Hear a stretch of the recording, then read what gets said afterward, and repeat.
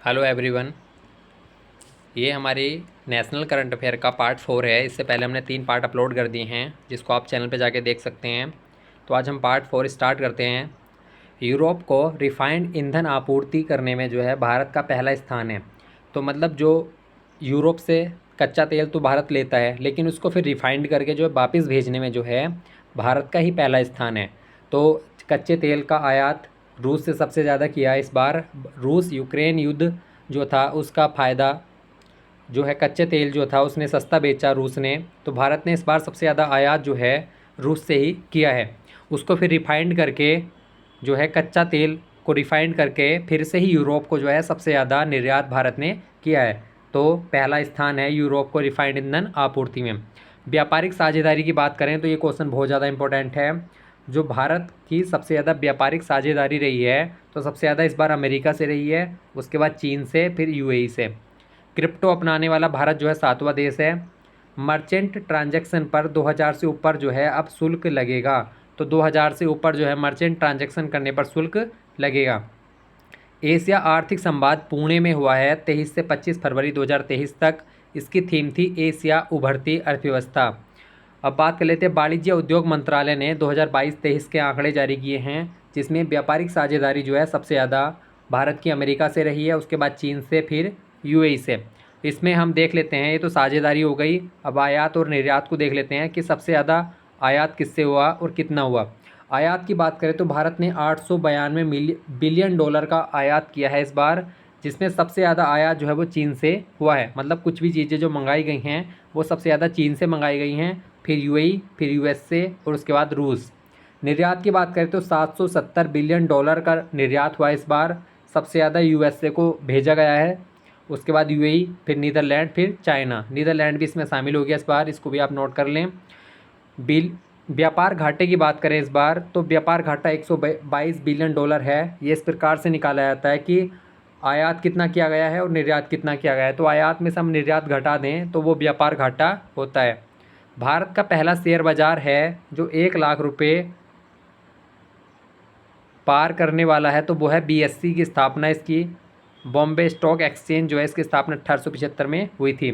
भारत के निर्यात की बात करें तो 24% जो है अकेले जामनगर पड़ता है गुजरात में। यहाँ से भारत का निर्यात सर्वाधिक होता है, क्योंकि गुजरात के आसपास जो है बंदरगाह भी है, तो वहाँ पे निर्यात करने के लिए सबसे ज़्यादा सुलभ जगह है।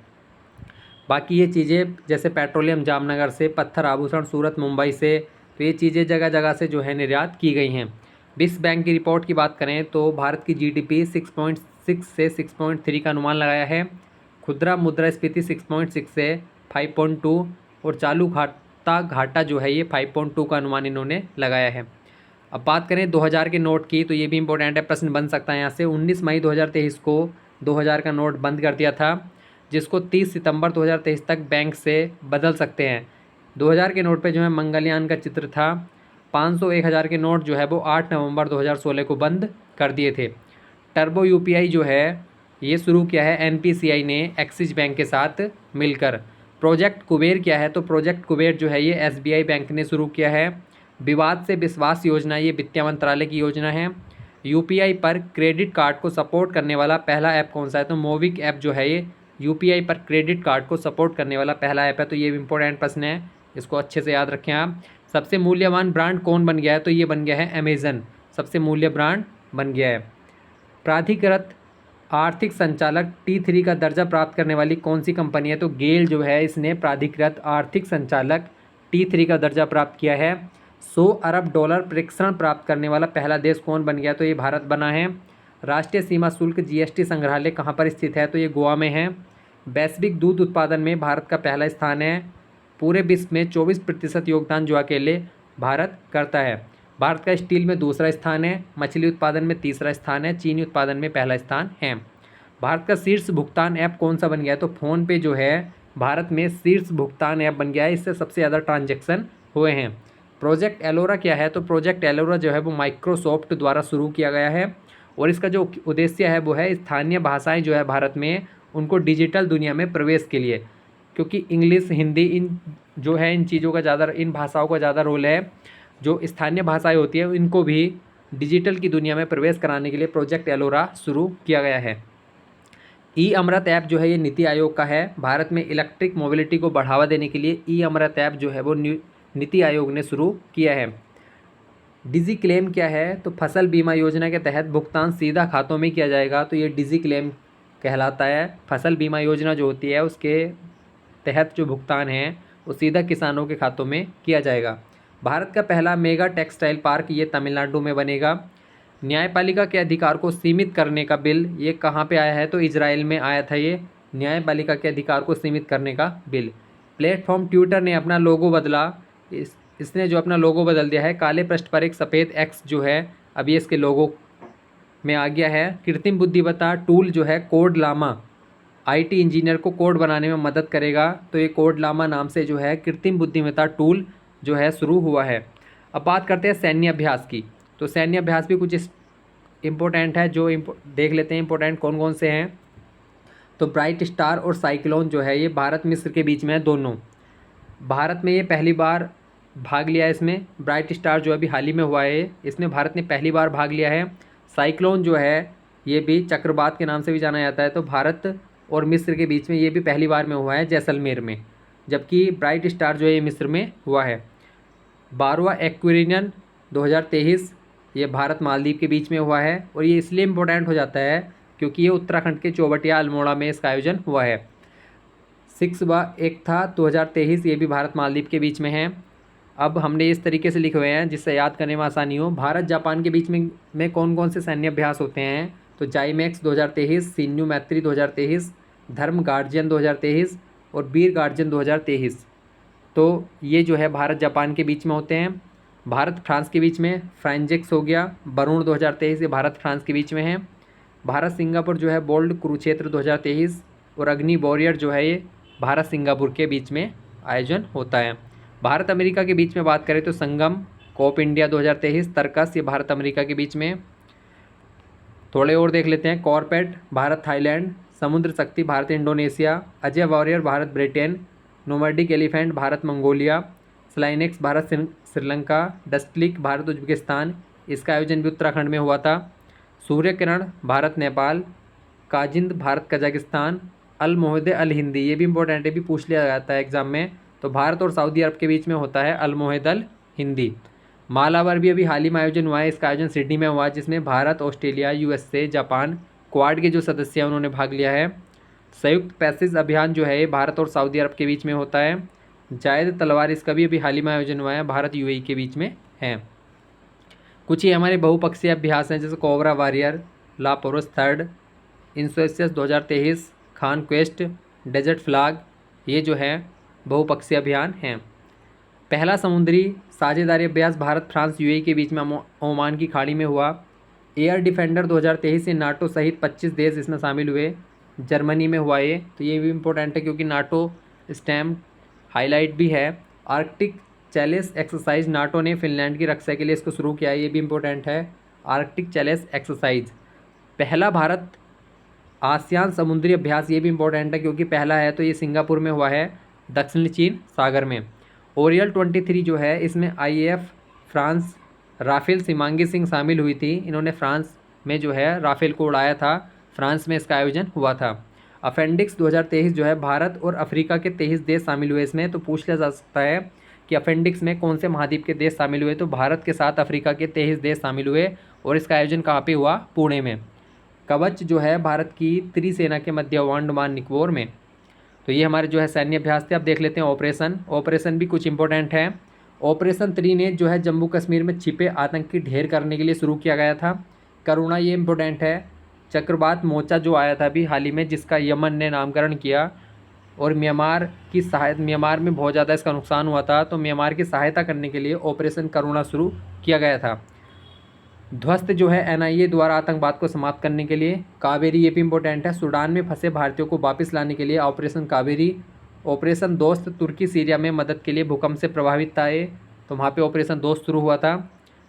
ऑपरेशन गरुण ड्रग नेटवर्क ख़त्म करने के लिए। ऑपरेशन गंगा ये भी इंपॉर्टेंट है, यूक्रेन में फंसे भारतीयों को लाने के लिए। रूस यूक्रेन युद्ध के बाद जो है यहाँ से ऑपरेशन गंगा के तहत फंसे भारतीयों को भारत लाया गया था।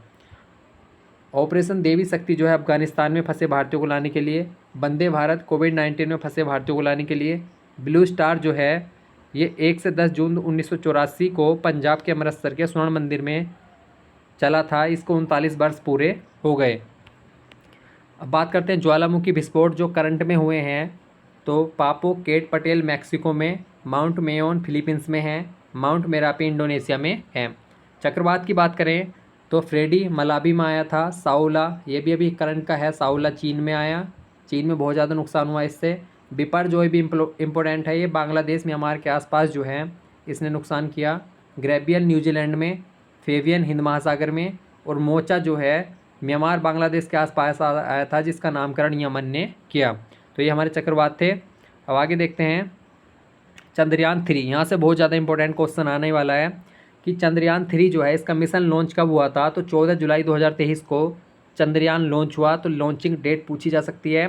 और जो लैंडिंग डेट है वो है 23 अगस्त 2023। तो 14 जुलाई 2023 को लॉन्च हुआ और 23 अगस्त 2023 को चंद्रमा पे लैंडिंग की। रॉकेट को किस रॉकेट से गए तो बहुत इंपॉर्टेंट है, LBM-3M4 जो है ये रॉकेट से इसको चंद्रयान को भेजा गया। कुल पेलोड जो है इसका वजन था 3900 kg। लॉन्च स्थल कहाँ से भेजा गया तो सतीश धवन हरिकोटा आंध्र प्रदेश में, यहाँ से इसको चंद्रयान 3 को लॉन्च किया गया था। इसरो के चीफ भी इम्पोर्टेंट है, एस सोमनाथ जो है इसरो के चीफ हैं।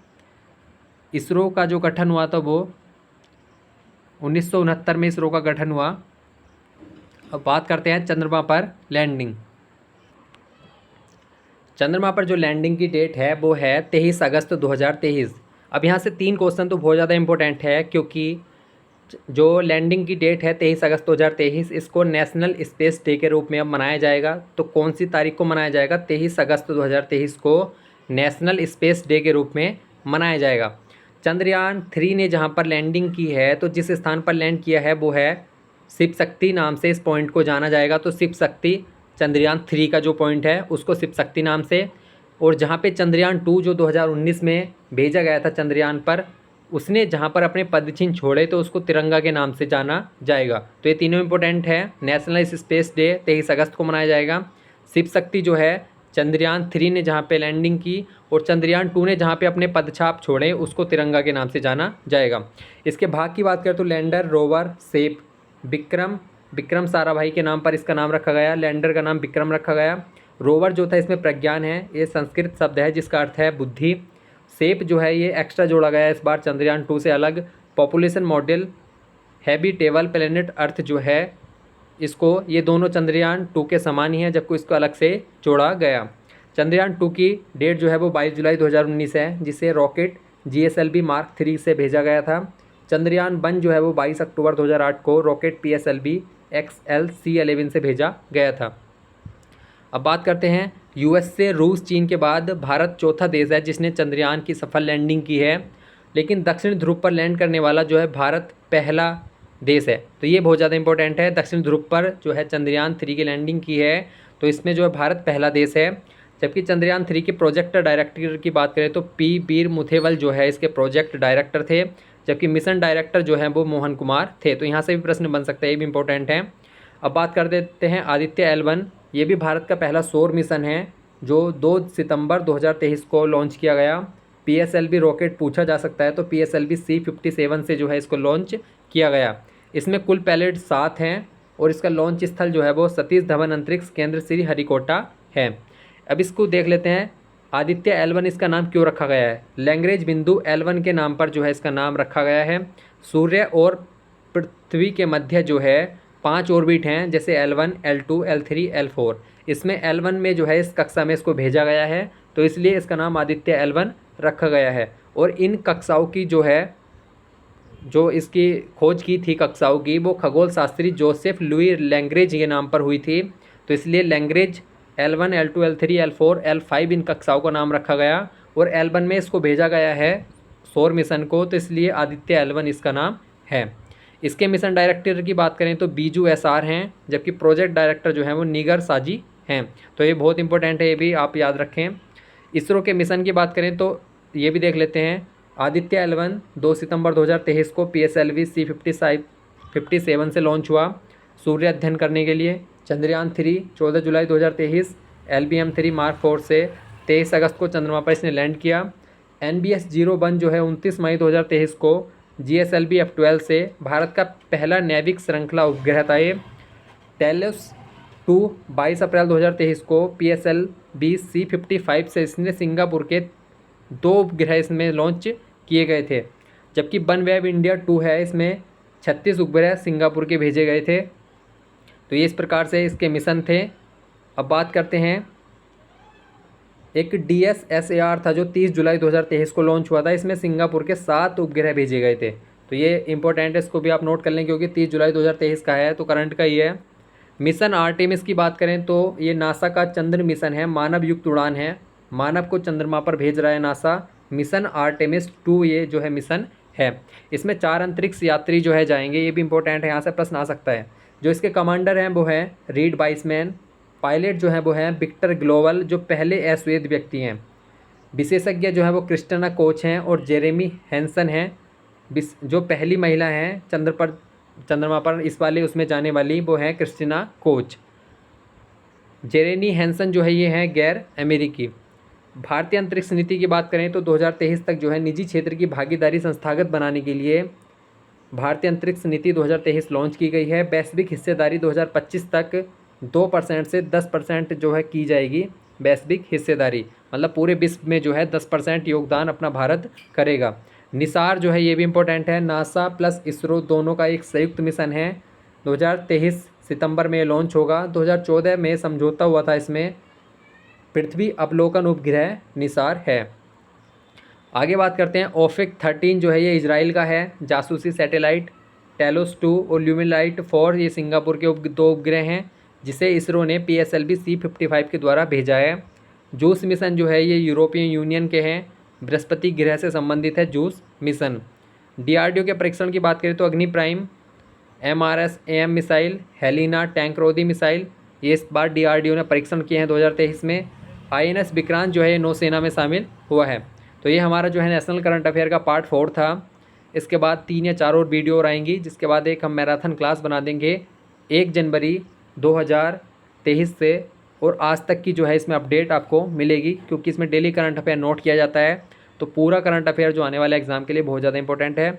और इसके अलावा जो है उत्तराखंड करंट अफेयर का 4 साल का जो है निचोड़ आपको एक वीडियो में मैराथन क्लास में मिल जाएगा, वो भी चैनल पर अपलोड है, वो भी आप जाके देख सकते हैं। धन्यवाद।